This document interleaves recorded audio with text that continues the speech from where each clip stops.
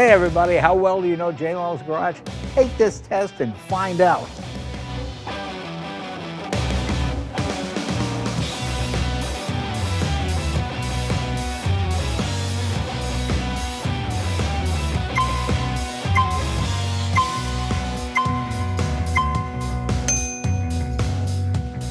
Now, what do you have over there? This is the oldest American bug. It's a 1950. Oh, the oldest, huh? Oldest. I got all the paperwork and everything. It is the first year that they distributed them in the U.S. It's documented as the first one.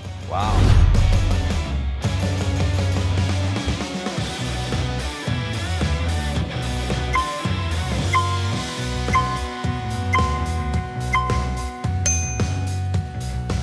This is the 1966 Toyota GT.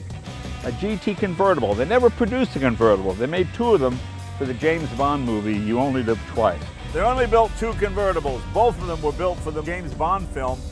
I believe it was the one, You Only Live Twice. That's the one where James Bond goes to Japan and he goes undercover as a Japanese guy. But this is the actual car that he drove. And the rumor is that Sean Connery was too big for the car, so they cut the roof off it so it'd be easy to film and it would just look better instead of him driving like this.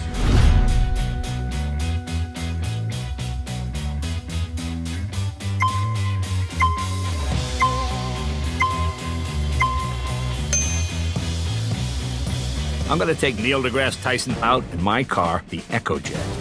Yeah. This is the Leno. Well, it's not the Leno, but we call it the EcoJet. But it uses a jet engine out of one of the big attack helicopters. You made a car with a jet engine. This was something I really wanted to do. With the help of General Motors and Honeywell, we built a jet car that runs on renewable energy.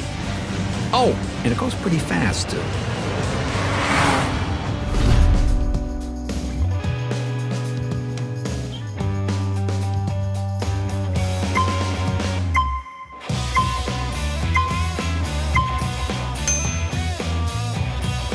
You've probably seen my tank car. That's the one with the M47 patent tank engine.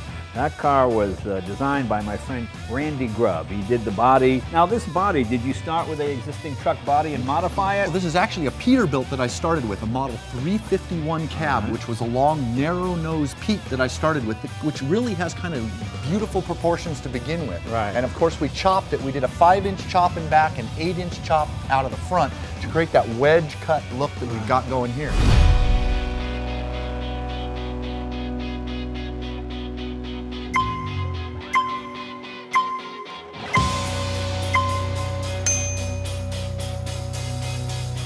5 years ago, motorcycle fanatic and actor Keanu Reeves designed a custom bike with highly respected builder and designer Gard Hollinger.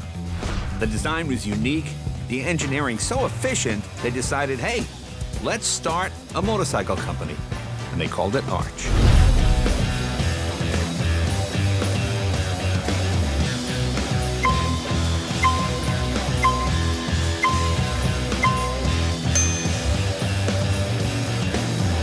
There are cars that are now faster than the F1, but not by much.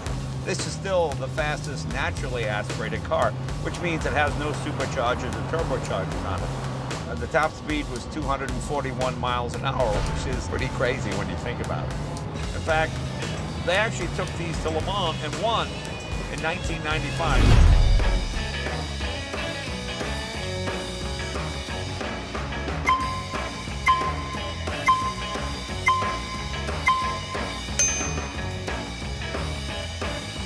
We're dealing with a car that was, well, a car that I lusted after since I was 14 years old. This is the Chrysler Turbine car, 1963. We are going to do a road test. We'll drive the car. We'll show you what it sounds like, what it feels like on the road. I'm going to show you some vintage footage that has very rarely been seen about the first turbine car being shipped over from Ghia in Italy. We'll show you a promotional film that's just very 60s, you know, a film that was shot in a time when America could do anything, go to the moon, build jet cars, and it's when Chrysler was really, I think, in its heyday.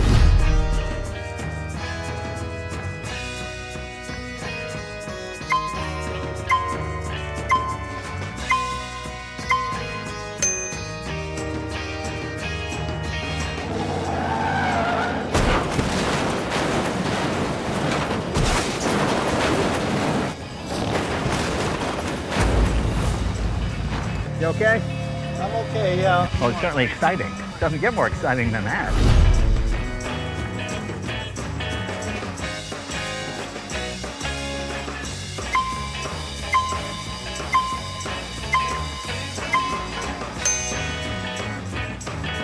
You may have seen this car on the English version of Top Gear with Jeremy Clarkson. He raced against a V12 46-liter BMW.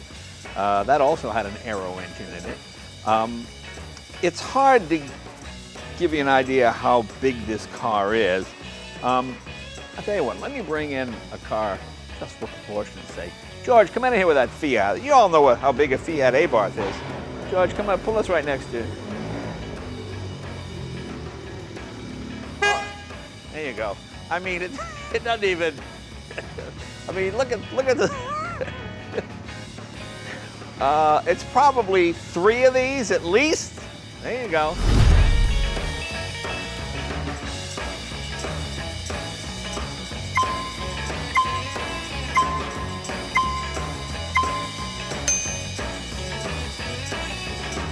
The first car I ever owned when I moved to California. My first car was a 34 Ford pickup truck, which is somewhere back in the Northeast, up near Andover, Massachusetts somewhere.